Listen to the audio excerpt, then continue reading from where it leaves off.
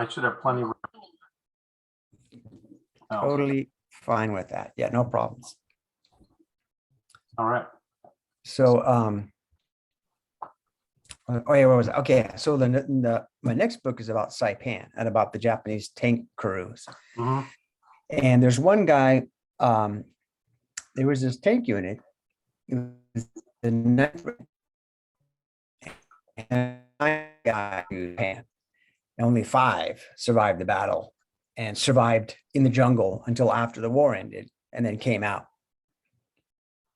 Mhm. So they basically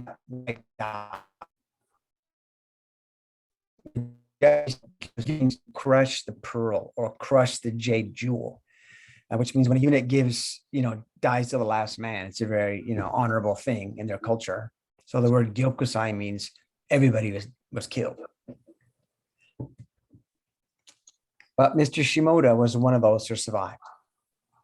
Mhm. And how I met him was really interesting. As I was working on film Windtalkers, right? Yeah. And I used to like to make models, airplanes and tanks and stuff. And so I happen to have made a couple of models of tanks, Japanese tanks. So we're in Hawaii and we're working on the film. And I was, the Japanese advisor for the film. And I went to go look at the tanks that they had made for this one really big scene. And I noticed that the markings on the tank were just Japanese flags on the turret. And so I asked the guy in charge, I said, hey, where's the stuff that I gave you? He goes, oh, we couldn't find it. We figured this would be okay, just flags. I said, no, this is not, because the director, John Woo, said he wants it to be authentic as possible for the Marines and the Japanese. So I said, give me a minute. I'm going to go back to my office and I'm going to send you the correct markings for the tank. So he says, I really don't want to do that. It's going to cost a lot of money. Can you just do it right now? Here, I can give you a brush and a pen and you can do it, a brush and some paint. I said, I can't, because if I write the characters, it's going to look like a non-Japanese person wrote the characters. It just will. And if a Japanese audience sees this, they're going to go, what is that? Come on. It's some non-Japanese wrote that, it's off, right? So I said, you should probably get a local Japanese artist, a Japanese American or a Japanese artist to write the correct markings on the side and it'll look perfect. So he was not too happy about that, but he agreed.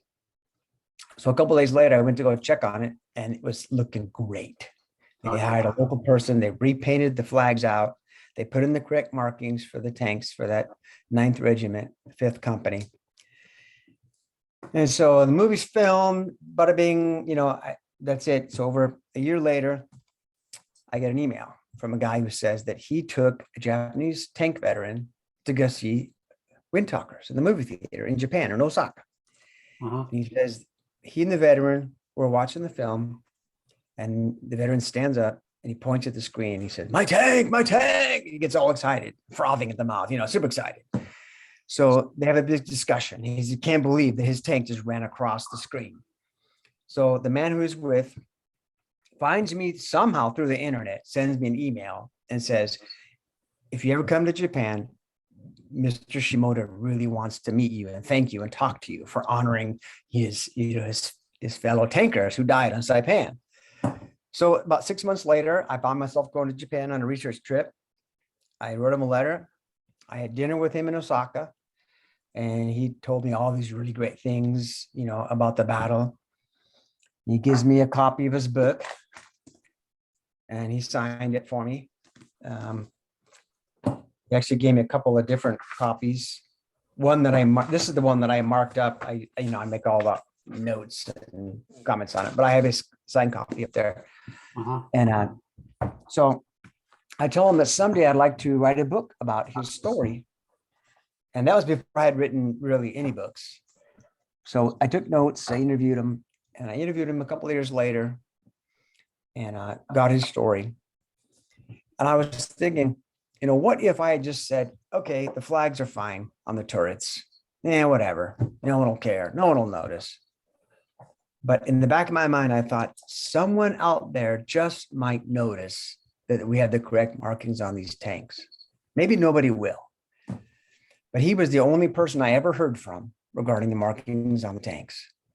And he was so excited and so grateful that we as Americans had honored his dead comrades by showing the correct markings on the tank. It's a great start to this interview. Yeah, I was just stoked. And so because we had gone the extra to make interview with this Japanese tank veteran who's now gone. They're all gone. There's no more left. They're all gone. Yeah. And so I got his really important, historically important experiences. Because my viewpoint, telling the battle is just not from one side. We can't just tell the American side and expect to say, well, we have the truth. This is what happened. In my opinion, it's like if you're walking along the beach, right, somewhere in Florida, for example, and you see like some kind of doubloon or some Spanish gold coin on the sand, in the sand where a shipwreck was or something, you'll see it, you'll pick it up, you look at it, and the first thing that anyone would do, you or anyone, is they would flip it over. You look at the backside, try to figure out what is it, right? But it seems like so many of us, we have all American stories, all the American movies, documentaries, books, and we go, oh, that's cool. I understand World War II. And then we're not looking at the other side. And I'm trying to present the other side without historical revisionism, without political correctness, without any of that modernism nonsense. I'm just trying to take their stories that they shared with me. I add historical reference. I add cultural reference so that Americans who read it can understand it better. And then I put all the stories together and I blend them into a book. So, because each veteran I interview doesn't know the whole picture. Yeah, that's true. And he just knows what he experienced. And he doesn't know about all the research that happened. He doesn't know the names of the engineers and the designers who worked on it. He doesn't know the budgets. He doesn't know any of that. He just knows that I volunteered. I was sent here. I went there. My commander was this guy. And I did this practice run. And I did this run. We got called back. The war ended. I went home. That's kind of like his focus is really narrow. It's all he knows. Mm-hmm. So I take all those guys and I kind of blend them together with the historical background and the research that I do. And then I try to add the cultural references because, a lot of times American readers, they have no idea about the shame of surrender or the sin of surrender, punishable by death, or the names of foods or beverages or traditions or customs that the Japanese have. So without getting too bogged down in cultural stuff, I try to keep it light enough where it makes sense and it explains why they acted the way they did. Like if you knew that they were all told that if they had surrendered or allowed themselves to be captured through an act of omission, or if they were injured, then it's a crime, punishable. It's treason, and they could be executed for it. And it brings shame not only on themselves, but also their parents, their brothers and sisters, their uncles and aunts. And because it's all interwoven. It's a very tightly knit society, right? Mm-hmm. And the Japanese have this thing called Koseki Tohon. And it's basically your family registry that is held in the government office and in the local temple. So all the births are recorded, all the deaths are recorded, and military service is recorded in those books. And it's the official family registry, right? So what happens if a soldier surrenders or becomes captured, double red line is drawn through his name. He's persona non grata. Oh, yeah. And then what happens when someone wants to get a job, or especially a government job, or go to college, or get married, they research each other's family registries because they're looking for signs of mental illness, criminal activity, and red lines are a big red flag. So if you're a Japanese soldier, for example, and you're considering surrendering, what that's going to mean is that your brothers and sisters and their children, and your children, if you have any, are going to be stained with this, like, you know, this double red line of shame. And it could affect their chances for getting a job, going to school, getting married. A huge deal. And plus, it's outlawed. You cannot surrender. You'll be executed. So many of the soldiers and sailors and civilians took their own lives for that reason. Yeah. And so, you know, it's if you understand that from the onset, then it's easier to kind of understand why they did what they did and why they fought so hard. Yeah. And another thing is there was a lot of propaganda and fake news going around in Japan at the time, and that the Japanese government, in order to kind of mobilize the citizenry to go to fight against someone they didn't know and didn't hate, Yeah. they had to tell them that the Americans were monsters. They were, you know, they were alcoholics, they were drug addicts, they were hedonists who just wanted to drink gin and dance all day, and they were racists. And you know, they could take little kernels of truth, right, and then grow them into an oak tree. And yeah, there was a lot of jazz clubs in the U.S. Americans did drink quite a bit. They have black people couldn't drink from white fountains, you know, in the South. There was Jim Crow. And they could take those little bits of truth, right? And they could blow them up and assemble them and then tell their people that, you know, hey, the Americans are all white supremacists. They hate brown people. Look what they do to their own citizens who happen to be black. And look, they locked up all the Nisei people after Pearl Harbor, right? They locked them all up. Their own citizens, they locked them up. And these like stories are being fed to the people, right?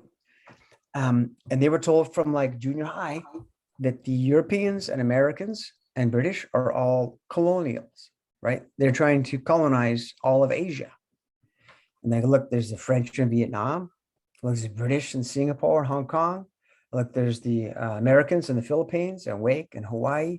Right. All the white people are trying to take over Asia, and we better do something, or we're all going to be, you know, taken over. And then again, there's a kernel of truth, right? But the average person believed that, oh my gosh, we're all going to become serfs of the Europeans. So they saw themselves as the liberators of Asia. Asia for the Asians, right? Yeah. And they took the idea of racism and turned it on its head and said, we Asians deserve to be ruled by fellow Asians, and we Japanese are those Asians who are going to help you, little brothers, you know. And you can see it in all their like propaganda, their newsletters, their little cartoon books, whereas the Asians are always shown as like little children, and the Japanese soldiers this big strong protector, you know, holding their hands and stuff. So this is just historically, you know, what I see happened. Mm-hmm. Sorry, I get off track. I know we're talking about the Oka. Sorry about that. Well, no, I really enjoyed this, and I think it's a good foundation for where you're coming from. Yeah. The author of through all three books, and then of course the book about your father, Yeah. which is Departure. But very honest, and I was at your presentation, of course. So That was, yeah. that was several years ago. Well, maybe we. So I catch me up on how much you've been following the squadron, and that do you have time? Have you been traveling, and where it's been during pandemic, so we've done very little. I've been an officer for a while, and we barely survived last year. This year was incredible. So I've been an officer and actually doing the newsletter and around all the senior people for 5, 6, 7 years now. And I don't know where I fit in the new National Air Base that's being developed, but how do you see yourself fitting in? Just curious, do you want to re-engage the squadron more, or is there anything you'd like to do? What you're writing books, but is there anything you want to do with the members and other people you've met? And just curious. I think right now I'm focused on trying to get this next book out, and I actually have three more after this one. Okay, And yeah, and they take about 3 years to do. There's just so yes. much transcribing of oral interviews I have on discs, and research I have to do in Japan. And I haven't been able to go to Japan for a couple of years. It's killing me Yeah, because there's so much, there's so much there. I still need to research and learn. And well, like I said, that's probably something that I find very interesting too, because I told you that, I'm going to retire soon. Maybe I could write a book, but just the daunting task of it and approaching a project like that from a man you met interview, working on a tank at Wind Talkers to yeah, becoming a full-blown book, that takes a certain kind of skill set that a lot of us probably yes. don't have. But it's just a lot of work and a lot of dedication, and I love doing it. And to me, I'll get letters once in a while or emails from people saying they really love the book, whatever it was they happen to have read, because they didn't know this or didn't know that. And that's, I really enjoy that when someone Yeah. reads something and they go, I learned something. So how long did you say most books take you at this It takes time about 3 years, 2.5 to to write a 3 years. book? Yeah, my dad's book, The Yellow River Boys, was 4 years. Uh-huh. And I think Last Zero Fighter was 4 years. Oka was, I think, 2.5. And I think this Saipan book's going to be probably 2.5. I'm trying to get it out faster, but it's just tough. Mhm. How hard is it to, do you have an agent or a publisher? How's all that work? All I know is You for know, that. it's funny is that when I first started writing in 2001, I contacted 32 different publishers with my ideas of I want to publish a book series. This is what I want to do. And I got replies back from two of the 32. One said, no one's really interested in reading about the experiences of Japanese, veterans, especially so we don't really see any interest. Thank you very much for writing. Have a nice day.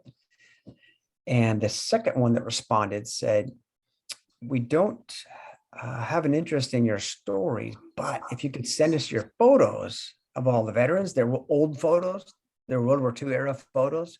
We'd like to do like a coffee table book for you. And I said, well, that kind of defeats the point of me going to Japan and interviewing them and getting all their stories and then transcribing it and then translating it and then fixing it into English just to have a coffee table book. I said, no, thanks.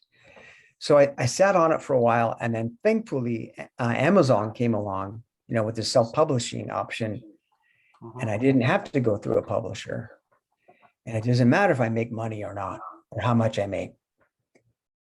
So I was able to publish and upload the book through Amazon self-publishing, and it's on Kindle as an ebook.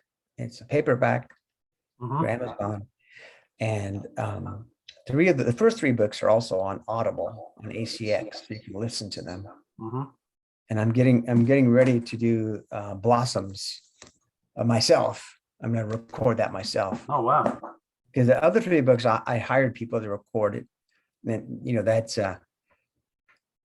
it's time consuming, and that I realized it's really difficult for people not familiar with Japanese to get all the pronunciation down correctly, the names and places. Yeah. I spent a lot of time, not their fault. It's just a difficult language, correcting and recorrecting and recorrecting and recorrecting. So I figured it'd be quicker just to do it myself. Yeah. All right. Well, let me ask you just the questions that we've kind of gone through some interesting little rabbit trails here that are really fascinating. But so you go to Japan with the youth for Yeah. how did that happen? Was this something? What spawned that? Because not a lot of us. I didn't get a chance to be a foreign exchange student or anything. So how did this? Here's the pin I got back then. Did you see it? Does it show up? Yeah, YFU Japan. Yeah, I still have it. I still have it from 1981. Youth for Understanding, that's what it was called. Youth for Understanding. Yeah. How do you get hooked up with that in the first place? Well, it's funny. My dad came home from work. He worked for a bank. I think it was United California Bank back then. And I think it became First Interstate Bank, and then it became something else, Wells Fargo, I think. I'm not sure. Yeah. But anyway, so he was working for a bank, and I was in high school. He came in from work and he said, "Hey, there's a scholarship my bank's offering to 5 employees' kids to go overseas for the summer. And there's an essay you have to fill out. You won't get it. Chances are you won't get it because it's for the entire state of California. But why don't you fill out the essay just for like practice, Mhm. for your future?" I said, okay.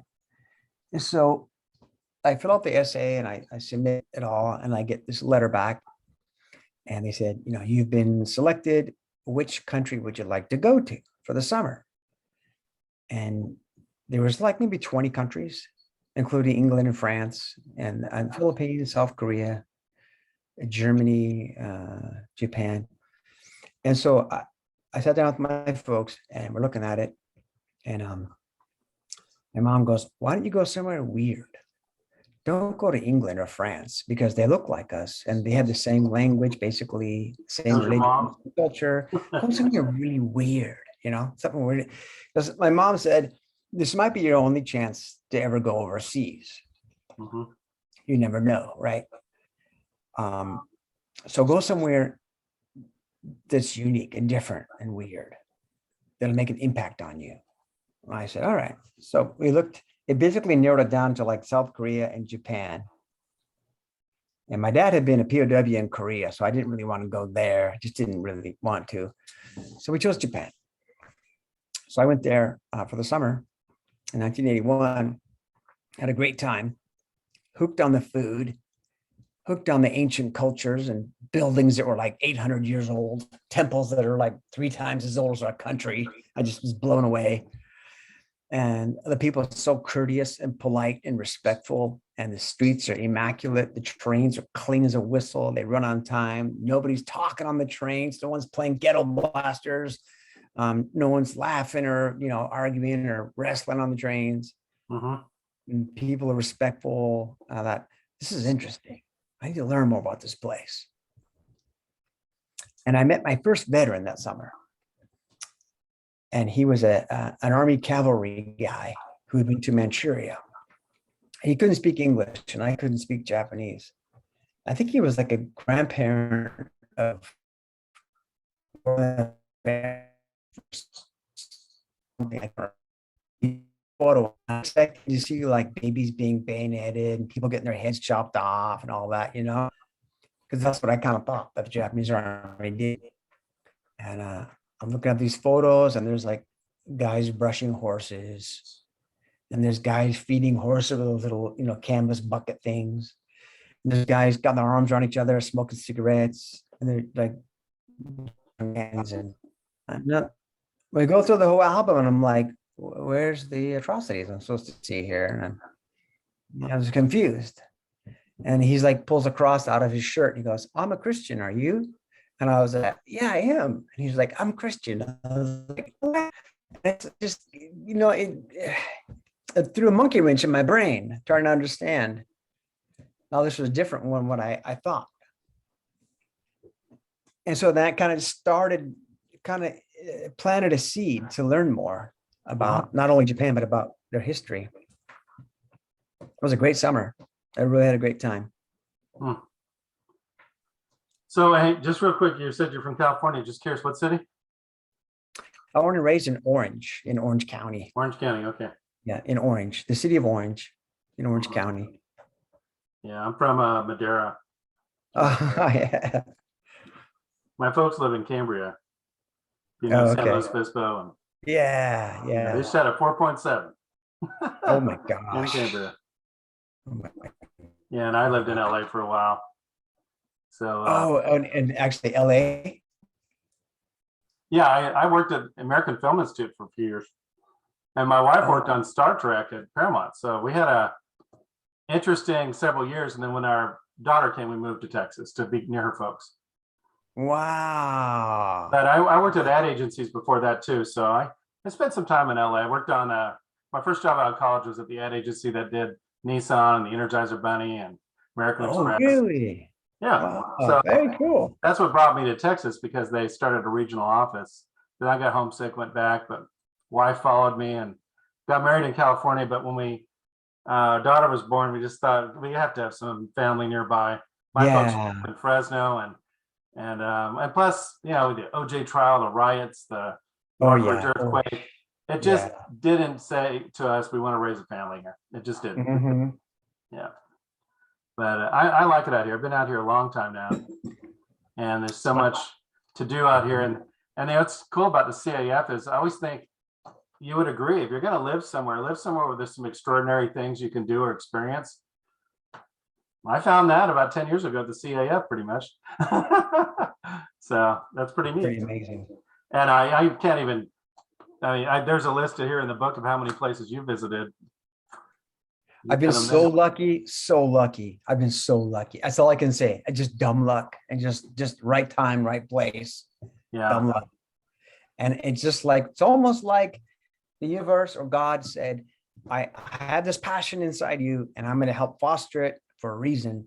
And so I'm going to make sure you get to go to all these places and meet all these people, so that now I want you to do something with that.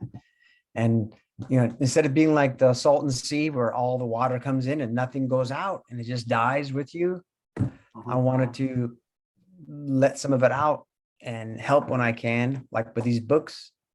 And, hearing great stories from the veterans is great, but I didn't want them to die with me. Yeah. The veteran was, I told all of them, I said, when you tell me your stories, you agree to sit down with me and I record them on little mini discs. I said, I'm going to share your stories with Americans, and I'm not going to add anything. I'm not going to detract anything. I'm not going to edit out anything you say, good or bad. It's all going in. And that's a promise I made. So if you tell me you did something horrible, well, I'm going to put it in. Yeah. Or so I have, after my Saipan Tankers book, I have a book about a Kaiten submarine pilot. Yeah. And then I have a book about the Battle of Peleliu and the Japanese holdouts. Yeah. And then I have another book of naval aviators, including the guy that dropped the torpedo on the West Virginia. Oh. Yeah. And after that, I'm going to do a book about the Philippines. Wow. I met some guys who were there. And after that, a book about China, Japanese army in China. Oh, you broke up.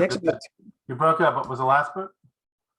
The Japanese army in Manchuria. Okay, Japanese army in Manchuria.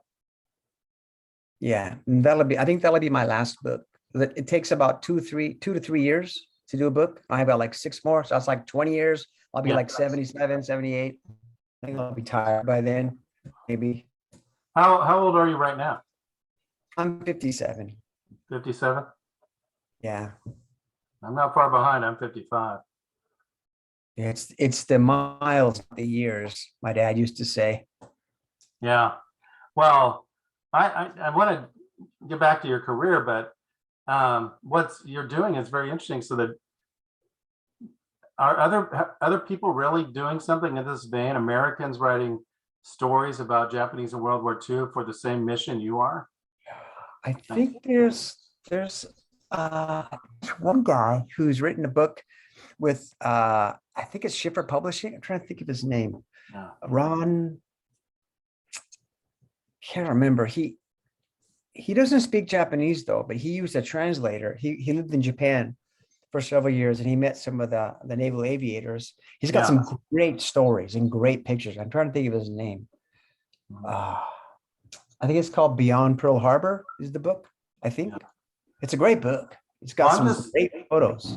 I'm just saying that we were at Pearl Harbor for the first time in July, and I had started emailing a docent there because I went on their Battle of Midway webinar when I was at work and supposed to be working.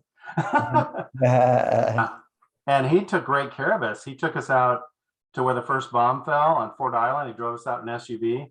You can see the scarring on the pavement, and you can see on the seaplane ramp, the machine gun bullets. And he was Japanese. His name is Ford Ebisugawa, I think. He knew you but he did not meet you, but he helped restore their zero. Okay. And that was something he's very proud of. Wow. But he, the story that he told about the Battle of, is it Nihao? The Mhm. pilot that crash landed on that island. I had Oh, never yeah. heard that story. That was the highlight of the whole trip for me. I never It's heard that story. And so that was such a neat thing to learn about. amazing. Mhm. Yeah, but I'm just thinking about that whole experience, and we don't know a lot about the Japanese that attacked the island and what happened. And they've only been portrayed in film and maybe some books, but it's so one-sided. You're right. Yeah, it's not fair to future generations who want to learn about our history, because you know it's not right to learn one side only of anything, of any issue or anything, Yeah. in my opinion.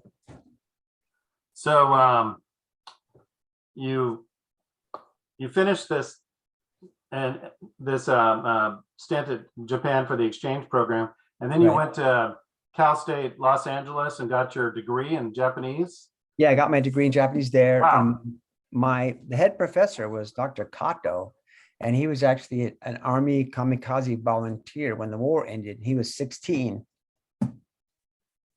He never wanted to talk about it. Yeah. Even just a few years ago, when I reconnected with him through email, he said, I don't want to talk about it. Hmm. I think because, he immigrated to the US, right, sometime after the war, and he started a whole new life and wife and kids and college professor. And he's very influential with the local Buddhism community in LA. And I think he just didn't want his name coming up with the kamikaze training program. It was just a negative, the vets are kind of split, those that will talk about it and those that won't. And he was the ones that won't talk about it. Yeah. He was a great professor, great teacher. I really liked him a lot. Yeah. Respect him. Yeah, I've interviewed. Well, I got to know Jerry Yellen pretty good. You were with him on that trip to Iwo, and he just finished the last fighter pilot before he passed away. But I know about his PTSD and his son marrying the Japanese girl, but how he used meditation. The whole story about him. Yeah, a wonderful person, a fantastic human being.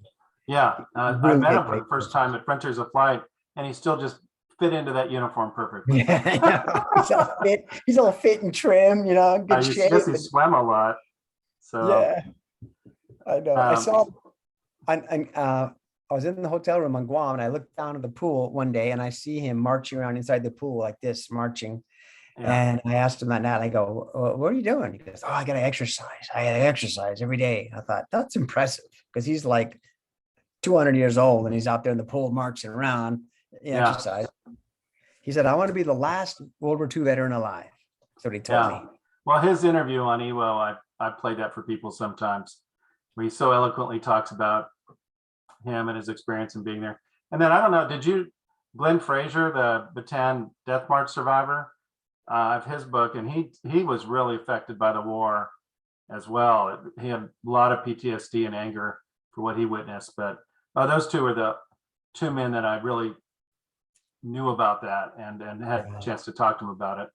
But I imagine on the other side, the Japanese families, they lost the war and the trauma they went through, and I don't know enough about history to know about whether the reconstruction of MacArthur and everything else was done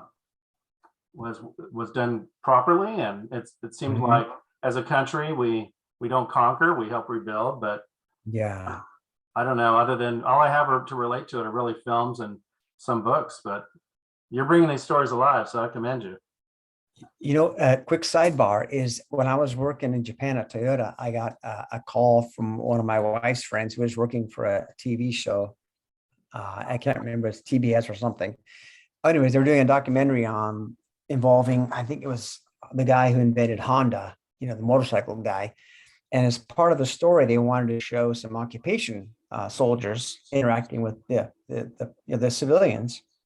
So they asked her to ask me if I would come out and help them on the weekend. And if I knew anybody else, I go, yeah, I knew an American guy. So two of us showed up, and they paid us a nice amount of money. They gave us uniforms to wear, and a Jeep to drive. And we basically threw out chocolate bars and gum to kids for a half day. And then in the afternoon, we walked around with girls on our arms, you know. And then I watched the documentary, and what it showed me is that the Japanese view the occupation as GIs giving gum and chocolate to kids, and GIs walking out with the girls on their arms. And it told me that the impression that the occupation made from the sailors, GIs, and Marines who came ashore was not one of like oppression, you know, not one of a negative, violent, angry, kind of like an invasion. It was more like all these young guys show up whistling and you know, sharp, nice uniforms, and they got money, and they're giving away stuff to kids, and they're friendly, and they're nice, and they're not beating up people, they're not hanging people, they're not executing people. Yeah. They behave very well, and that made a huge impression on the Japanese people. Yeah. I need to send you something my wife wrote after watching something about the Holocaust that we saw. She did a summer Holocaust experience, and she wrote about the GIs, and they called them the upstanders, that they really came in and just showed passion and compassion and mercy, and anything they could do to help Wow. it makes me cry every time I read it. So I'll have to send it to you. And my wife's an English teacher, so she's a good writer. Oh, okay. So I think- you were at Toyota for 10 years. Well, 15. I was 15 15 years. total. Yeah. So Well, you ended up going back. Was that your first job out of college? No, I taught English, I think for 9 months with the YMCA in Japan Okay. before going to Toyota. That was pretty fun. So at Toyota, YMCA, you said that was about 9 months before Toyota? I think so, So- 8 or 9 months. So at Toyota, what was your job there? Well, I worked in the plant administration at one of the factories that made the Corolla. And they had 11 factories that were all like within driving distance of each other. So they could move people around. When this factory got more busy, they'd move people here, they could move people there. It was pretty well thought out. Mhm. But as part of my, you know, my training, they make all the new hires go through 3 months of online training. And that's not at an internet, because there was no internet back then. This is at the factory line, on the factory line training. Oh, okay. You're making cars for Yeah. 10 hours, 11 hours a day, 5 days a week. And you do it for a whole week on day shift. And then the next week you switch to graveyard shift, which is from like 7 p.m. to 6 a.m. And you Yeah. do that for a week, you do that for 3 months straight. A week of days, a week of nights, a week of days, a week of nights for 3 months. Mhm. Guaranteed to lose a lot of weight. Yeah, Lose a lot of weight. we teach a lot of, Lean Six Sigma and Kaizen and all that. Yeah. Part of Yep. Toyota, I think. Yep. So it was a good experience. And my general manager, Mr. Yoshida, after about 3 years of working for him, right? He invited me to his house and for dinner. And then after dinner, he was drinking pretty heavily. And he starts talking about the war and starts crying his eyes out. And he tells me that he lost his dad and his big brother in the Hiroshima bombing. Mhm. And he tells me all that, right? And I'm like, he was one of the nicest people to me at the factory. He was like the number 2 guy, right? At the Mhm. factory. He was one of the nicest people there. And yet, of anyone, he probably had the most reason to hate me as an American because his family was destroyed. Mhm. And he was just, I think he was like 4. He was like a little kid at the time. And that really impressed me that this guy could separate me from what happened during the wartime and treated me as an individual, as a person. Mhm. And you can learn a lot from older people sometimes. Yeah. And then the next day, never talked about it, never mentioned it, never brought it up again, ever, Hmm. ever. That's neat that you had that It one of a was- kind of experience with him. It was, yeah, it was. So Toyota wraps up. Were you already looking at some of the venues where you're going to work in entertainment or I- documentary? Was that yeah, stuff open up for you? it was funny. I was approached to work on Wind Talkers by a guy who was a property master. And I was actually selling some Japanese antiques that I collected when I was in Japan. I was in San Diego at like this military flea market thing, and we set up a table. Mhm. I was selling some stuff that I had collected, duplicates, you know. Because when I was in Japan, I'd go to the flea markets and I was buying, you know, helmets and just stuff for fun. Because one of my theories was you have to have like history is like a stool with four legs. You know, you read about history, you interview the veterans, you go to the places where they fought, and then you learn stuff, you collect their uniforms, equipment, medals, you know, airplanes, whatever it is. You study that stuff. So when a soldier or a Marine tells you about firing the M1, you go, yeah, I have one. I've fired it many times. Or a Japanese soldier talks about his bayonet, you go, yeah, I've got a bunch of them. I know how long they are. I know how they fit onto the rifle. I know all that, right? It makes the conversation flow a lot smoother. Sure. When you tell them, you know how you lace the boots, you know how to wrap the leggings, right? So I'm selling stuff in San Diego at this flea market, this indoor military show. And this guy comes by and he's asking, he wants to buy stuff that was used on Saipan. And I go, well, I don't really have anything. I have a winter helmet, but that's not Saipan. You know, I have this winter jacket. Well, that's not Saipan. I really have nothing to sell you. And I knew the guy didn't know anything about anything. And I could have tricked him, right? And sold him a bunch of stuff. But I felt that's not right. You don't do that, you know? So at the end of the day, he comes back and he's got a wagon load full of stuff. And he walks up to me, he goes, hey, can I ask your opinion on some of this stuff? You were the only guy who didn't try to sell me anything. You're the only guy who kind of like dissuaded me from buying stuff. And I said, oh, well, okay. What do you got? And he shows me a thing. And I look at it and I go, well, that's Chinese. And that's a fake writing on a box that's not Japanese. And those boots are American. That helmet is Swedish. And that signed flag is fake. And out of everything he had one pair of real Japanese like enlisted boots. And so after going through all this stuff for about a half hour, and everyone was leaving, everyone was closing up, packing up their stuff. And I just sat down, we went through it together. And he was really pissed off. He was really angry that he'd been tricked and he bought all this stuff that wasn't what people said it was, right? Right. So he goes, here's my card. I'm working on a film called Wind Talkers. We're doing a movie. You're the only guy who didn't try to sell me anything. And so I think I trust you. So do you mind coming down the studio? And we're going to have a meeting with all the department heads. And I think we want to ask you some questions so that the other departments don't go through what I just did. You know, Yeah. that's how it started. And I got to meet, all those folks, and they put a video camera and they videotaped me for like an hour and a half, paid me a bunch of money for it. And I'm like, this is pretty fun. So and that's kind of how it started. And they asked me to come on and go to Hawaii with them and work on the film. And it was pretty neat. Did I read right on your website? Were you an extra? Did you get a chance to have some on-screen parts? Yeah, I had a Wow. couple. I got to be an American and a Japanese. Gonna be a And some Japanese folks soldier were too? cut- What's that? You said you actually were a Japanese soldier too at some?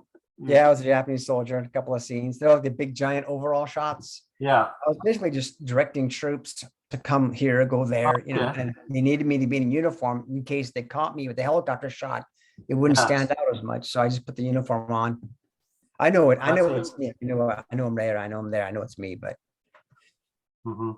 I had a couple of neat scenes as a Marine. One of them actually made the movie, so that was pretty cool. That's cool, Dan. Yeah, I like that. It was kind of fun. And- I mean, the story, the movie wasn't fantastic, but the Marine Corps stuff and the Japanese stuff, historically super accurate, very technically super accurate. Yeah. So, I mean, And all that, I can't really comment. yeah. I mean, most recently, besides Pacific, which I saw you worked on, Mhm. Is it I've lost it. Heartbreak Ridge. Oh, yeah. The one about peace, the Medal of Honor recipient. That Oh, Desmond Doss. Desmond Doss. I mean, Yeah, that was certainly an interesting film. yeah. No, I don't. I mean, what do you think of that in comparison to some of the other films you've seen and the It's way pretty it's good. It's pretty good. I mean, historically, as far as the accuracy, it's pretty good. okay? I Just think curious they, about yeah, that. that was a pretty good film. I like But that. And I like so, Desmond Doss' story. so last summer it was shot in New Zealand, and you went on Yeah. down there anyway. Yeah, I went there for 6 months, had a great time. They have great beer there. They have great cheese there. People are wonderful, super friendly, Mhm. very beautiful countryside. Yeah, Just beautiful, just a wonderful, wonderful experience. yeah. It seems to really attract the Lord of the Rings and Oh yeah, it's just, Xena, Princess Warrior. A lot of it. yeah, I mean, it seems like beautiful terrain. beautiful terrain, really nice people. I tell you, people in New Zealand are just the best. They're just wonderful people. Do you think that now I'm gonna, of course, take your lead on this, but was that movie fair to the? I love the soundtrack. I listened to it. Oh, I soundtracks, love movie killer. soundtracks. But Great. that was also shot by Edward Zick, right? Who did Glory? Is that correct? Yeah, yeah. He was a graduate of AFI. Oh, he was? Yeah, it's one of their. So he also did that movie with Brad Pitt too. Lost it. But It's I great. mean, Yeah. Very, very good eye. He's a very good eye.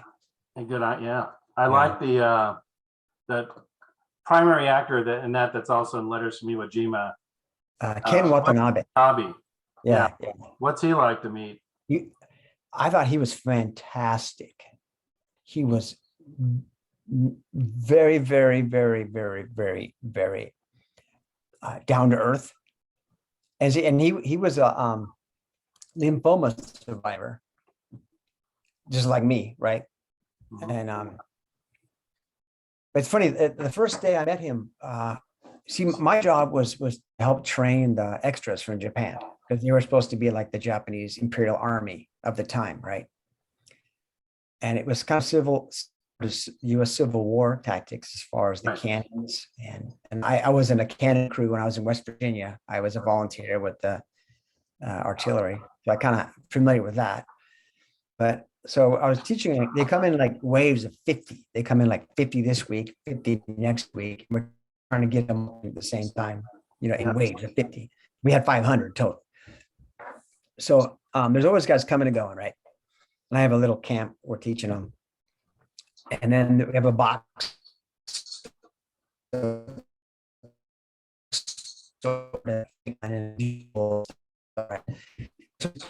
I hear someone playing the bugle behind me. I turn around, there's this guy wearing like sweatpants and t-shirt. He's bald and he's like putzing around in the box, and he's like playing songs on the bugle, right? Japanese army songs, right? So I go, hey, excuse me. Hey, what's going on? Please don't touch the props. Please get back to your report to your group, and all that. And I kind of scold him, and he says, I'm sorry. He leaves, right? So I turn back to the guys, and one of them goes, so you and Watanabe-san are friends? I go, who? Oh no, I don't know if he's even here yet. I've never met him. They're like, but that was Watanabe-san. I'm like, oh my gosh, I'm done. I'm gonna get fired. I just chewed him out and told him to get lost. I'm like, oh crap. And the next day, they happen to be filming that scene where he's wearing the gold armor, the big gold armor scene. Because it's all out of sequence anyway. He shows up and he's got head shaved and he's got the gold armor. And he walks up to me, and I'm still training these guys off to the side. Walks up to me in his full costume, and he says, Sergeant King, because I was wearing a Civil War sergeant's uniform. He goes, Sergeant King, I'm very sorry for yesterday's rude behavior. And he salutes, and then he bows. I'm like, yeah, don't mention it. So I thought, what a very sweet guy, I think a lot of big stars would have got angry and offended that, you know who I am, F you, get out of here, got me fired or whatever. But he comes back today and the next day and apologizes and salutes, and I was like, you're okay in my book. So And you worked on so many other different films. I probably will reference that. Make sure your website's accessible. Yeah. But uh, any really stick out where you, or any that you made such a key contribution to the film that it, like you said with the tank, that it really probably Yeah. mattered in the long run. I think connecting with the B-29, there was a film called, oh shoot. It was a documentary. It was a book and it was a documentary. And it is The Last Mission. It's about the final B-29 mission over Japan, Yeah. where they were attacked the oil refineries, Akita, which is far north. And Yeah. the mission took place the night of August 14th over to the morning of August 15th. And Jim Smith was the author. And he was actually on that mission as a B-29 crewman. Wonderful, wonderful man. So I was helping out with the Japanese uniforms and the Japanese extras. And we filmed a bunch of scenes at the Long Beach Water Reclamation Center because they have a Japanese like building there with a little pond, a Japanese garden. Well, let me stop you, Dan. Is that the one where they do the coup and then they have the mission Yeah, at the yeah. same time? I've seen Yeah, that. Yes. yeah. Great, great, great documentary. That needs to be made into a full-length movie. It's a great story, Yeah. incredible story. So we're filming all the Japanese scenes, and then I think like the next day they were going to March Air Force Base, and they had rented the B-29 there, and they were going to film some interior scenes of The Last Mission where they blocked out all the windows, so it's nighttime. So I went just to hang out and talk to Mr. Smith some more because he's a really interesting guy. He's like a Jerry Yellen type of person, very friendly, gregarious, open, kind. Yeah. So then we get there, and then the director guy goes, "Oh crap, we're missing one of the extras who's supposed to be like one of the gunners. And where is he? He doesn't show up. He didn't, report to casting call or whatever." So they go, "Well, Dan, you're about the same size as him. So do you mind just, getting on the uniform and stepping in and being the gunner?" I go, "All right." Hop in. It turns out he's the right gunner that's missing. So I sit in the right gunner spot. And so I pull up my phone. I call my dad and "Hey, Dad, guess where I'm sitting?" He's like, "I have no idea." Like, "I'm sitting in the right gunner spot in a B-29 at March where he trained, right?" And he was a right gunner. And he goes, "No kidding." So I tell him, and he goes, "Okay, look up. You're going to see this switch. Look to your left. You're going to see that switch." And I'm like, it felt really cool, talking to my dad. And he's walking me through where the switches are and all that and the B-29. And so I got a couple of quick cameos in that documentary, that docudrama. I think that was just really cool, just connecting with him and the B-29.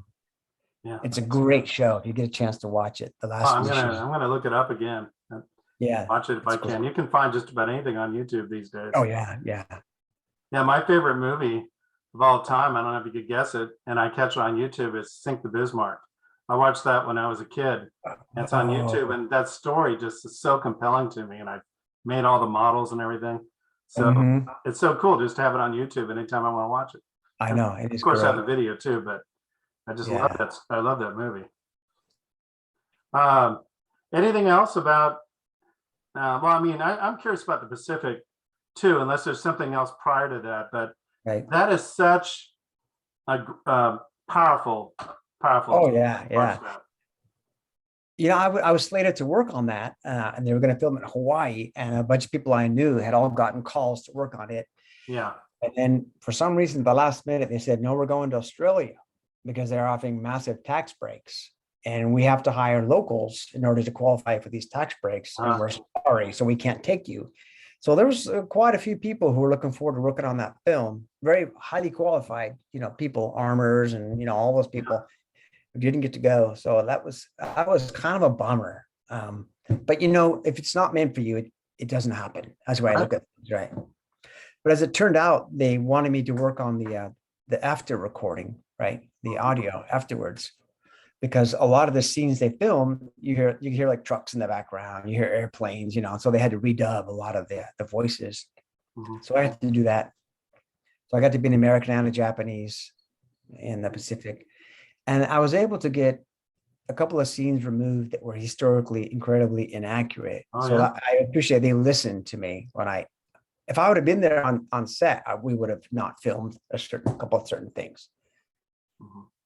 Because I know they try to make it historically accurate. I really know they did. And it's Yeah. a great series. I like that they listen to you. Yeah.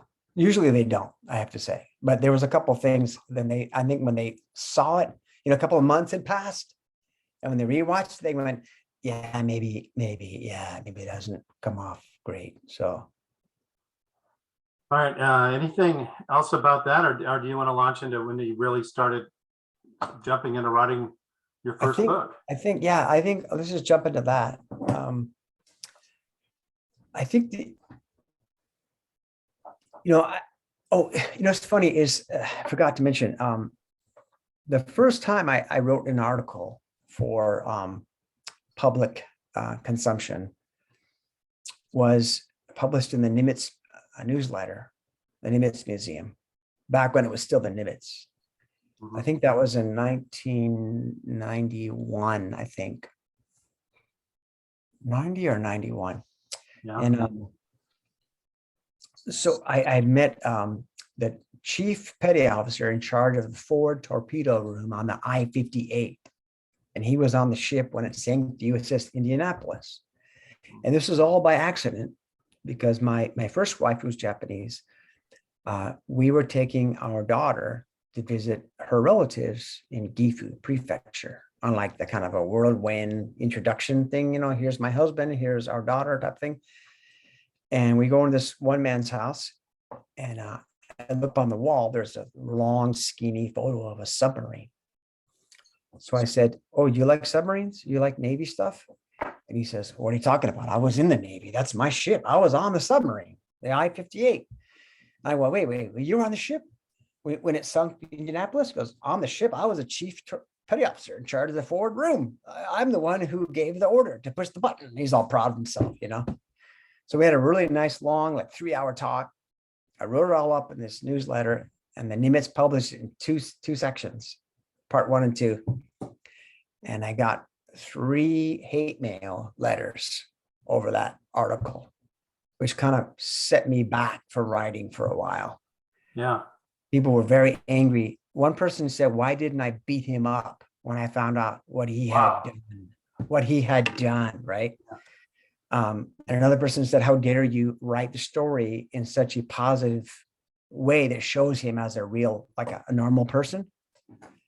Because in the story, there's like stories about him getting drunk, fighting, hanging out with girls of the evening, and that kind of stuff that guys sailors talk about. And they didn't like the fact that I had written that all up. Interesting. So, yeah, I was really surprised. So that held you off for a little while. You were It discouraged me. I was literally called a traitor to my country for interviewing this guy without beating him up. Yeah. I don't know what was going on in people's minds, but I got a couple nice responses and letters that were like positive, but those 3 negative ones really stuck with me. Yeah. That's fascinating. Yeah. So I kept gathering stories. I kept, interviewing people, and I got to spend an entire day with Saburo Sakai in his home in Tokyo. Thanks to my friend Henry Sakata, who is the aviation groundbreaker, pioneer in Japanese aviation. Super great guy too. Yeah, I was going to do something about Saburo Sakai at our fly day, and I was reading about him, watched a pretty good documentary about him, but he almost shot down Lyndon Johnson in B-26, and isn't that correct? That's what is generally believed and shared and told. So I don't know if it's true or not. I can't say. Yeah, but anyway, I was just on my webinar, so he wrote his biography about 1 year from the same time that Pappy Boyington wrote his in the late 50s. And I have his book. I just haven't got through it yet. But he did the air show circuit. And what would he be one of the most prominent Japanese World War II figures, other than maybe Fujita. Well, Fujita might have been one Yeah, of, Fujita's, yeah, Fujita's the most, but Saburo Sakai, I think, is the most well-known Japanese aviator. yeah. Everyone knows him, basically. And I haven't included his stories in a book yet. And the reason was when Last Zero Fighter came out, I didn't want him to overshadow the other guys Right, right. because he would. He's so famous. He's so larger than life that people would just focus on that. So I left him out of The Last Zero Fighter. But Okay. I will put him in. It's not going to be called Last Zero Fighter 2, but that's what it's going to be. It's going to be like Last Zero Fighter 2. So he'll be in that one, along with the guy who sunk the West Virginia, along with a couple other guys who are kamikaze. So it'll be a mishmash of all these stories. Mhm. And I'm only going to share what Sakai told me. I'm not going to take what other people said he said, because then you get secondhand, third-hand hearsay. And there's lots of problems with Saburo Sakai's stories being exaggerated by other people as Interesting. well. So I kind of don't want to do that. Yeah. I want to share what he told me. And like Pappy Boyington too, in some of the same ways, although he might have had a hand in that. Yeah. Yeah. I used to see him because I lived in Madeira and he spent his last years in Fresno. He'd come out to the air show and his show was on TV. So there's Pappy Boyington. No. Wow, that's so cool. Yeah, well, I wish I had a picture of him because that was pretty neat at the time with that show being so popular. Did you ever get to actually say hi to him or meet Yeah, him? I was probably 11 or 12 years old. Oh, wow. So I observed him and said hi to him. I don't know if I ever shook his hand or not. Wow. It's just hard. He was kind of the grand marshal. So cool. I love that show. I watched it religiously when I was a kid. Yeah. Yeah. And it's a shame. I mean, just like I said, my webinar, I mean, every week to be able to watch, well, AT6s that look like Zeros and Corsairs dogfighting. How cool is that? Yeah, they just did the Taurus show at Wings Over Dallas again. And that's one of the best shows there is. So, all right. So, how did you rebound? You said you were collecting stories, and then how did you rebound and get your mojo back? Well, I think a friend of mine had suggested publishing the Sake Cup book with Schiffer Publishing. This is after I've been rejected by all those publishers. Yeah. So I did a coffee table book with Schiffer about my Japanese sake cups that I collected when I was in Japan. I had about 2,000 I collected. So I did this coffee table book, and it got a lot of traction. A lot of people were buying it and sending me nice letters. And I thought, okay, well, maybe people are ready for this next phase of telling the stories. And that's when Amazon came out with the sub-publishing thing. So I did Last Zero Fighter, and that did pretty well. A lot of people seemed to like that. And then I thought, well, I should write another book. I might as well do one on Iwo Jima. I met a bunch of guys who are on Iwo. I've been 12 times, for Pete's sake. I've been there enough. Now that was received very well. It was so fun to work on and research. And with my dad's story, the Yellow River Boys, that was the opposite. It was not fun to do. It was very emotionally traumatic to work on, because the more I learned, the more I discovered how terribly cruel the communists, the Chinese and North Koreans were to the POWs, and particularly the airmen. And it was very, very rough. I had patches where I had to actually just stop for a week or so and not read anymore. And I left a lot of the atrocities out just because they would be too difficult. People wouldn't be able to, finish the book, I thought, if they read some of the things that happened. Yeah. And then with Blossoms, Blossoms was a combination of like technical research and then the firsthand account stories. And I got some family members who let me take pictures from their dead one, their loved ones' photo albums. And there's pictures of a guy with a dog, and a picture of a guy mugging with a sword, like, yeah, I got you, all right, I'm gonna get you. He's joking around. And I thought, this is an aspect of the Japanese we never see. There's them clowning around, or being friendly to each other. Yeah. And just trying to show like a human face to our enemy, that they weren't robots and they weren't crazed lunatics. They were people. Mhm. And maybe they have been brainwashed by propaganda and fake news. True. But they were still men who, had moms and dads and girlfriends, wives, and Yeah.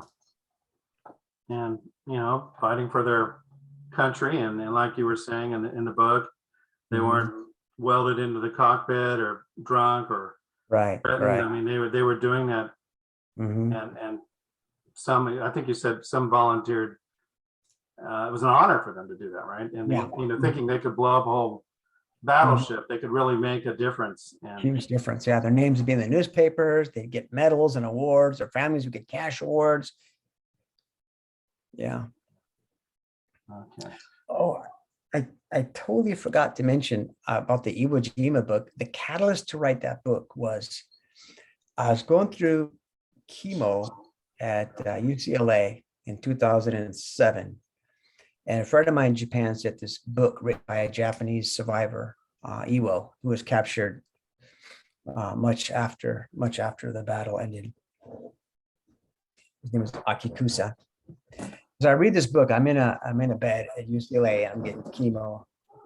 And two more cats just ran into the room. I mean, what I'm doing up here so late at night. The door's Um, shut, otherwise the cat would probably come here. Yeah, like, what are you doing up here, Dad? So I read this book. I was very impressed how much this guy suffered and how much he went through, and he still maintained a positive attitude. And he went back to Japan. He got married, had kids, had a job, and an electrician, blah blah blah. And he missing part of his hand, yet he's still working. And I thought, well, this is a very heroic person. He's not crusted over with bitterness and anger and hatred. And he had positive things to say about the Americans who rescued him. And he kept saying rescued. He wasn't captured, he was rescued. Hmm. I wrote him a letter. I said, hey, thank you for your book. I really enjoyed it. And he wrote back to me, surprisingly, said, if you ever come to Japan, I'd love to talk to you and share my experiences with you in person. So I said, okay. So about a year later, I got out of chemo, and I went to Japan. I got to meet him. I said, this guy's stories are so amazing. I gotta write a book. People need to know what he went through. So that was the Iwo Jima book. Yeah, I watched Letters from Iwo Jima just a That's few months great. ago. That's great movies. Yeah. Well, okay, so you got your other books. Anything else you want to relate to me, or I want to also ask you a little about your family and your personal lives. Okay. How that's going. Well, one more rabbit trail on the Letters from Iwo Jima is that I got to meet the Japanese author who wrote that story, So Sad to Fall in Battle, Kumiko Kakehashi. She gave me a signed copy of her book on Iwo Jima, which I thought was just way too cool. Just way too cool. And I got to a woman, you said the woman? Yeah, woman. Yeah. So a woman wrote Letters from Iwo Jima? I know she wrote So Sad to Fall in Battle, which is the book that was based on, the movie was based on that Japanese book. Oh, gotcha. Put into English. Yeah. Oh, okay. That's neat. So you Yeah, met So her on Sad Iwo to Jima. Fall in Battle. What's that? So for the movie, I actually did the Japanese research, and I had an office at Clint Eastwood's production studio, and it provided all the information on the Japanese uniforms and gear and equipment and all that. Uh-huh. And I was scheduled to go out and be on set when they filmed the Japanese scenes as a kind of a consultant slash, another pair of eyes to make sure things didn't, go wrong. And that's, I was in the hospital with the chemo and radiation and a stem cell transplant. But I still got calls about once a week. They'd say, like, how do they hold the field phone? Which is the inside, which is the outside? Because it's a really weird looking configuration. Or which hand do they use to pull the trigger on the knee mortar? And just like little questions like that, if I'd been on set, we would have just done. So it killed me not to be there because Ken Watanabe was working on that one too. Right. It would be great to work with him again. Hmm. But I did get to meet Clint Eastwood, and I thought he was a really, really nice person and smiled a lot. It was very serious about doing both sides very accurately. Yeah, it's amazing he did both movies at He did the same both time. movies. That's got to work well with you too, because he's kind of complimenting what you're saying. Tell both sides of the Yeah. story. Yeah. Well, he got the Rising Sun third class neck ribbon from the Japanese emperor in appreciation for that movie, Letters from Iwo Jima. Hmm. He got it at the, I think the Japanese embassy in LA. Hmm. They only give out like a dozen or so every year to non-Japanese. Hmm. The fact that he got one says a lot. Yeah.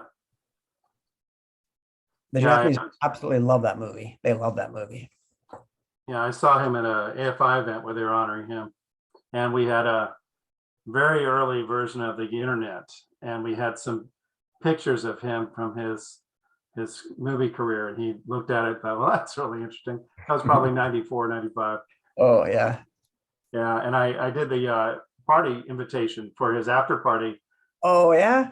I put the music at the top because I knew he was a musician. And it was the opening stanza from The Good, the Bad, the Ugly. Oh, no way. Oh, I love that song. I have a soundtrack on my phone. Yeah, but that was pretty neat to see him in person. Wow. Yeah, he's really a great person. Yeah. So so you met Eastwood and well, I mean, that must have been a good experience. I really like that he kind of reflects what you're saying. He told both sides of the story. He did a great job. Super great job. Yeah. A wonderful job. I hope he just keeps on going. I hope so too. I saw Cry Macho in the theater a few weeks ago. My wife and I went and saw it. His latest film. Yeah. It was pretty good. Yeah, I saw him. He was being interviewed at AFI about bridges at Madison County. And one of the students stood up and said, there's one scene, and he started to describe the scene where it looked like you purposely blurred this part of the scene, maybe to emphasize another part of the scene. He goes, no, I don't think I did. And the student was mortified. People like to overthink things. Yeah, he overthought sometimes. it, right? Yeah. So, okay, well, anything else? I mean, you got a spectacular career here. I've just been your very website's lucky. neat. I showed it to Al Benzing. My buddy in the squadron's Al Benzing, XO. So, and as the education officer, Dan, I'm going to do it another 2 years. There are really no other takers right now. Maybe there's something I can do. I think I'm going to maybe get some more help with the flyer, but it's got to be more I can do. I just need to think of what that might be. And how I know I want to make some tour aids for the planes, but doing the flyer is really important because it's been around since the 70s. Oh, yeah. Big Agatha started the whole thing, and Niels has expressed his thanks that I've been doing this. So this will be my 74th flyer. So these are my mega flyers because I only do 4 a year now. Wow. But so we need to have you in there, and I honestly think you'll get some response. How do you want to be contacted by anybody from the flyer? We need to probably cover that. Yeah, anybody can, if they want to ask me questions, they can email me directly. Just They Squid want to email? buy the, yeah, you can squidninja2000 at yahoo.com. Okay, They and can email me directly. just Google you to get the books, or can they contact you if they want to? Yeah, they can. Yeah, if they want a signed copy of any of my books, they can just let me know. And the books are all $29, which includes shipping. It's basically $25 plus $4 shipping, which is medium mail. If they want it faster, then they can pay another couple of bucks to get it priority mail if they want. Okay. Well, thank you for my copy very much. Yeah, yeah. Well, what about your personal life with your mom, dad, siblings, and then your personal life as a husband, father, anything else, and your cats, anything else we can share with Oh you? yeah, my wife and I have 2 donkeys, and one of them's named Saburo. What's your wife's name? Her name is Spencer. Spencer. That's neat. Yeah, the Johnny Cash song, "The Boy Named Sue"? Well, she's a girl named Spencer. Okay. And you got two donkeys. One is Saburo. Yep, Saburo, because I named him after Saburo, like Saburo, and he's a burro. So put them together, Saburo. We call him Yeah. Saburo. And then Dominic, the Christmas donkey, from the Christmas song, the Mhm. Italian Christmas song. We have those, and we've got 4 cats. And I have a daughter and son from a previous marriage, and I have 2 grandkids that are the cutest, sweetest, most awesome grandkids in the world. Apologies to all the other grandparents. Yeah, we don't know when it's going to happen to us. My daughter just got married. Yeah, you'll see. You'll see. It happened overnight. I was like, they're perfect. All right. Well, I'm we got to, excited. we'll talk about a couple pictures to complement your story and some Okay. family pictures. So have your daughter and son, anybody followed in your footsteps? Or do they have their own lives, own careers? Have they gone their own way? No, not so far. They're doing their own thing, but they love history. They both really like history a lot. Where do they live? They both live in California, Southern California. Okay. Okay. So you have 2 grandkids. So is that from the daughter's son or how? My daughter. Yeah. Daughter? Okay. Yeah. All right. So you mentioned your next book projects. Anything else on the horizon for you? I would love to work on another film. If there's any movie directors out there looking for somebody to give historical accuracy or Mhm. technical accuracy on the Japanese of any era, you man. Mhm. Well, how do you keep in touch with stuff like that? How do you have a pulse on that? Any Yeah, contacts? that's the weirdest thing is, the Indianapolis movie with Nicolas Cage, that was supposed to be made in 2002, and I was scheduled to work on that. And then all of a sudden it just got shut down. And then like a decade later, it's made already, Yeah. And so those things, how they go, you don't hear about something, you're supposed to work on something, it doesn't happen. I just look at it that if it's meant to be, it'll come my way. Yeah. Good attitude. Yeah. A lot of things, I figure if God says, I don't want you being involved with that, then I do not want to be involved in that. Definitely. What If he church doesn't are you want to talk attending? about it. What's that? Where's your church home? It's here in Texas. Well, I didn't even ask you, what is your city you're in? Oh, I was born and raised a Baptist. Okay, Yep. you're a Baptist, but Yeah. where do you live in Texas again? We live in Rockwall, and Rock. yeah, we go to a church. It's a non-denominational church. It's like a combination of Protestant and the Baptist, and Episcopalian and Episcopalian, and they put them all together, and it's a non-denominational church. Well, you got to come by. I work in Garland. Oh yeah. Yeah, we go to Lake Point Church, which is here in Rockwall. They've got I think 5 campuses or 6 campuses. Yeah. Yeah, my wife for a while worked with Rick Warren Oh, okay. and even Yeah. Billy Graham some when she worked for a PR agency that managed them. Oh, wow. Yeah, just one funny story. He was coming into town and my wife's boss said, I want you to pick him up and his chief of staff up at the airport. Mhm. So she said, well, we had younger kids at the time. And she said, well, all I have is my minivan. She goes, well, go ahead and take it to the car wash, get it clean, detailed, whatever you need to do to pick them up. So of course my wife gave me that assignment. That was her first mistake. So I took the van in and I just had him do the whole thing. I think she's picking him up at the airport maybe in 2 hours. And I got back and I noticed the seats were really, really damp. Oh no. Maybe if she rides to the airport with the windows down, it could dry off. So she starts to drive to the airport and it's soaking through her clothes. And she said, Oh no. this is never going to dry out. And Oh it's to their no. clothes. So she says, can you come in a hurry and bring 2 towels? And so Oh. I met them in the parking garage and there's Rick Warren and his chief of staff. And I handed the Powerpuff Girls towel to Rick and the Minnie Mouse towel to so I saw him a few times after. He never let me live that down. That's pretty good. Yeah. Okay. Well, I've enjoyed talking to you, man. Yeah. It's just too much time's passed since I saw you last time. Yeah. I need to go visit. I just let things, happen, and just life happens. And Well, I'm trying to figure out how to maybe engage myself with headquarters. They're so focused on STEM education. Mhm. They're teachers, and I know that's where the funding comes from, but I don't know. I just think the history is kind of lost on them somewhat. Yeah. So and I'm very enthusiastic about it, but kind of a showboat. I don't know if they like me or not. But I like our own squadron because I really connect with those guys. And Yeah. I'm hoping to maybe do a little more with the airplanes next year. But Mhm. I'm a little burned out on the flyer.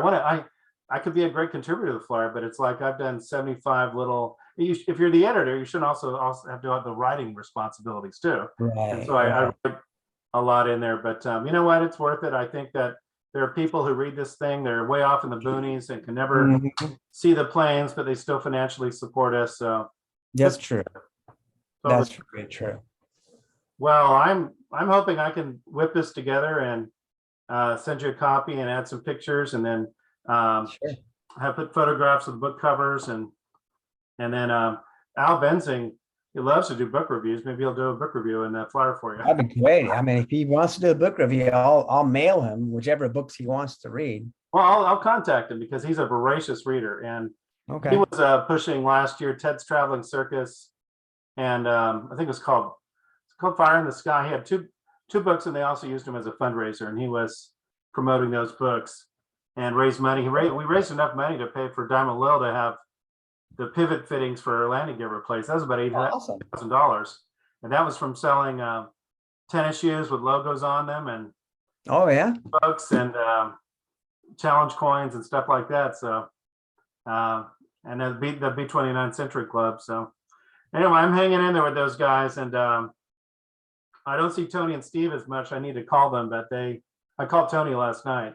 They're the ones who helped organize your visit, but she's dealing with an ailing mother, so I don't see him at Oh, events yeah. much. Yeah.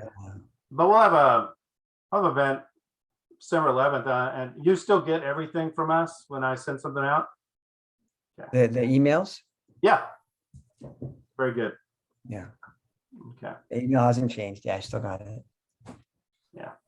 Okay. Well, I appreciate your book. I'm gonna read it over the holidays. I'm gonna take it with me. We're gonna head down to Rockport, and I'll read it. Oh, fun. Yeah. I enjoy it. I mean, it's fascinated me because I've seen some documentaries on that and understood it, but this is a Yeah. total deep dive into something. There's a lot in the book. There's a lot of myths that the book dispels and a lot of misunderstandings about the Oka and the Bakabam and I the couldn't Puni believe that project. submarine sank. That Yeah, submarine sank, and everything was in there to help them. that's amazing. It's almost, I think the hand of God was on our side in a lot of ways in Yeah. that war. And so it's hard to say it otherwise when you think of the way things turned out. Yeah. Yeah. There's that.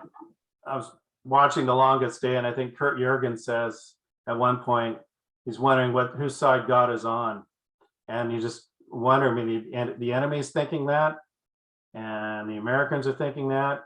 We're all praying for victory, Mhm. and it's just we're praying for victory, but we're praying that victory means the other side's not going to win, and they're going to Right. suffer defeat. So that's a hard Mhm. thing to contemplate, really, as a human being, that we're Mhm. praying to knock out the other guys. Yeah. Mhm. And this happened. Germans' belt buckles even said, God is with us, right? On their belt buckles. Yeah, I watched there's a really good movie, The Forgotten Battle, on Netflix the other day. I watched it. It's a Dutch movie about a glider crew that crashes on this remote island there.